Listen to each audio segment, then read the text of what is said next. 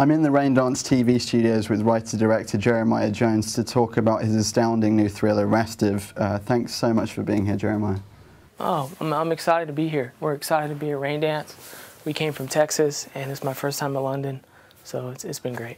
I really hope you enjoy it. This is, of course, your first produced credit as both a writer and director, but I'm sure IMDb is not telling the whole story.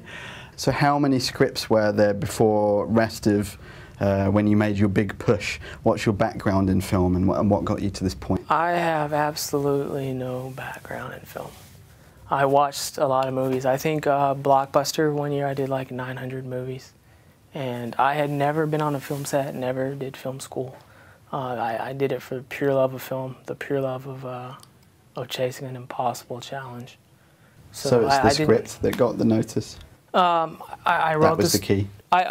My wife and I wanted to make a movie, and we wanted we like the competitive environment, we like working with talented people. So I wrote the script, and then we tried producing it. The title of the film is curious because it doesn't really clue you into just how nerve-shredding the content is.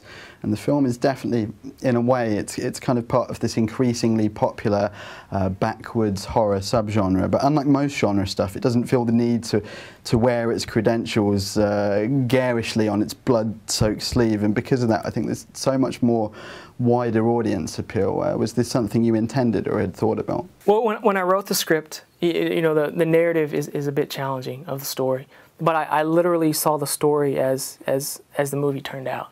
So I didn't write it in a traditional sense and then mix it up. The narrative for me always flowed out of order. And Restive, the title, it kind of summed up the struggle that everyone was going through.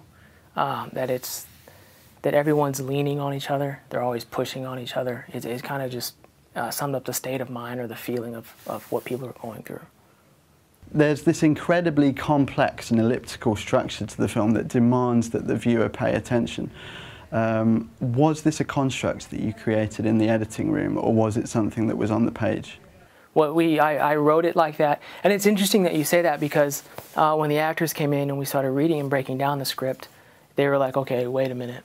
We have to know what comes first.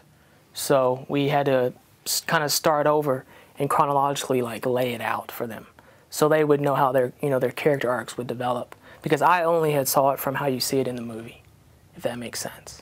And even every department head had to do the same. So like for the makeup artist, so the bruises can look how they should look, she had to like start the movie over and like lay it out chronologically, because the script and the way I had written it was all out of order.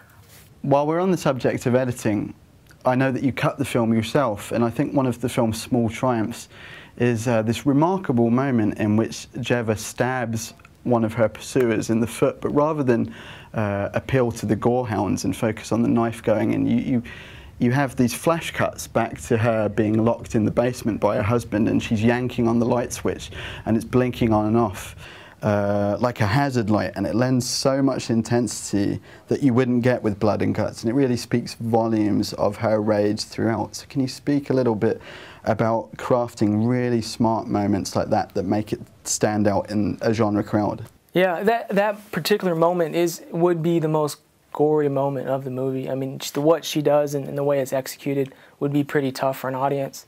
And the movie wasn't about that. And what it cuts to, her being locked in that closet, was very symbolic to me. It was kind of like her struggle that she deals with day to day. So like instead of showing the blood and the guts, it was more about showing, you know, what she goes through at the right moment. Because I really wanted to, that moment was very, very important to me, being locked in that closet. And I just felt that was the right moment to like share that with the audience, if that makes sense. The names of the characters who make up this cast, it's one of the most peculiar roll calls of recent memory. You've got, let's see, Breaker, Jeva, Lot, Rue, Hopper, and Humble. Where do names like that come from? This was my first script, so I had reached out and asked and inquired to other writers, other people in the business on naming characters, and you get all different types of of input. When I did Jeva and Breaker and Rue, some people said no, that they're too. You should just don't worry about it. Just do like John and like Rick. But what I found in the process is that when you create a character like Jeva and you give her name, that the actor steps in and like has the opportunity to make that name their own. They identify with it more, and it becomes like more of their own. And they would chant their names on set. They would say, and everyone like Breaker, I wanted a verb, so it's like break her. And Rue was more like a sidekick sound, like a roo, And then so I put thought into them, and it's great how it worked out. I mean, when Christopher Denham emails me, he signs it as Lot. So Rue is like the faithful dog. Rue, I guess. Yeah, and he would, if Ivan was here, he would, like before we would start a scene, Ivan would say, Roo. He's just like getting where he needed to be, so. It's only when mother and son escape their captors, dispatch of them, and then return home that we learn the reasons why they were chased in the first place. And we talked a little bit about the structure. I suppose this hooks an audience through disorientation. But what do you think it's saying about the psychology of the characters? Great question. I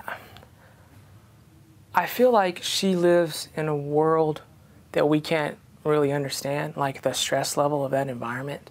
And it's so intense. And like if I lived in that house and you saw the tension between my wife, like she would just like flip out. But like that's Jeva's like every day. And I wanted a way to show on a stress level, or try to show that the intensity of what she's going through, if that makes sense. Sex and God are often talked about in the same breath here, and there's that dilemma of the recounted Bible story that stems from sex. There's a puritanical guilt that seems to pervade every conversation. Even the idea of country music is something that one character admits he'd fuck if he could. Yes. This is clearly something you were conscious of when you were writing. Yeah, I think that all of the men in this story are the same person in this particular story. So like you have the young boy all the way to the man inside the house, Lot. And then Rue would be next, and then Michael Mosley, who was Breaker, would be next, and then it would be Lot. They're all like shades of the same men in this like story. So when you're talking about that dialogue with Breaker, I think you're getting to see like how he thinks. And it's a little disturbing, I think. He's very educated, he's smart. And it's sad that he has a way that he thinks that this is how it should be. You know what I'm saying? Does that make sense? There's a word there I'm missing, but he's I can't remember. I can't think of. Sorry. One of the images that I found rather curious was we see the husband rocking back and forth in a chair wearing these big chunky headphones, and I'm wondering what he's listening to or trying to block out.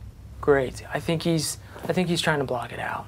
I think it alludes to what's going on in the house. I think there's other things going on in the house that he's trying to block out.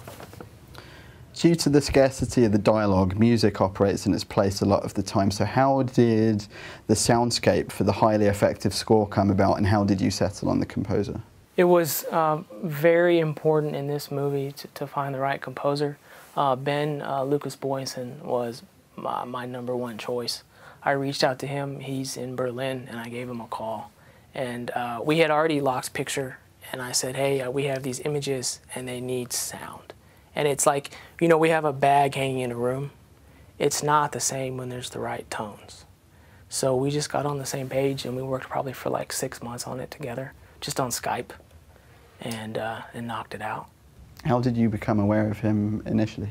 The wonders of the internet. Actually, to make this movie, I mean, Google's my best friend. Google and AT&T, because then you can just call them. Like, because I didn't have any connections. So like to get crew or to get cast, I just had to Google and call. So to get your composer, being that you'd already locked picture, was it a case of sending him a rough cut?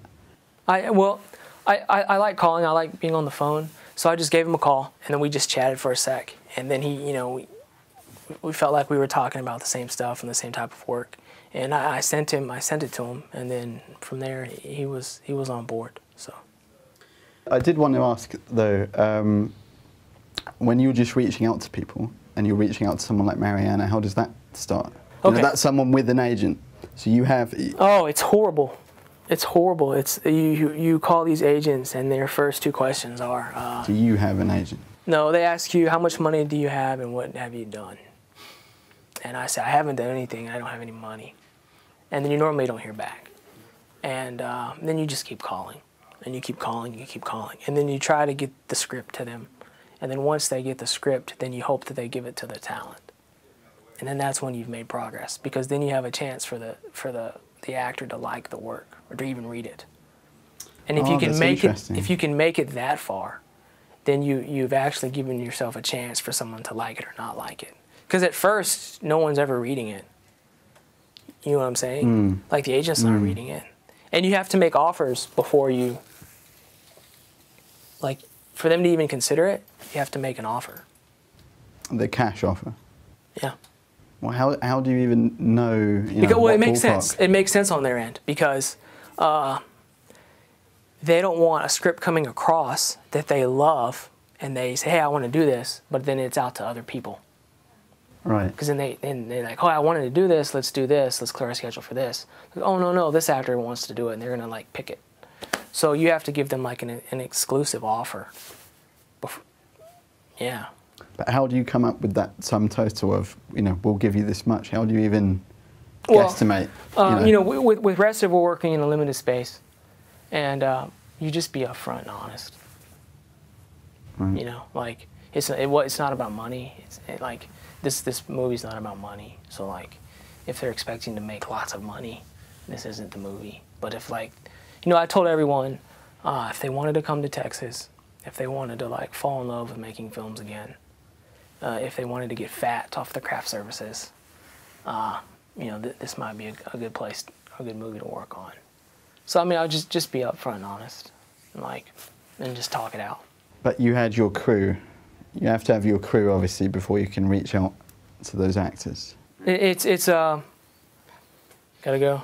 Yeah. The crew's the same. You just call them, and you try to get on the same page, and you try to explain to them what you're doing. But did you do a lot of that first before all at the actors? same time? It's a cluster. Right. Like Mariana, we're working on her contracts, and she's supposed to be on the plane.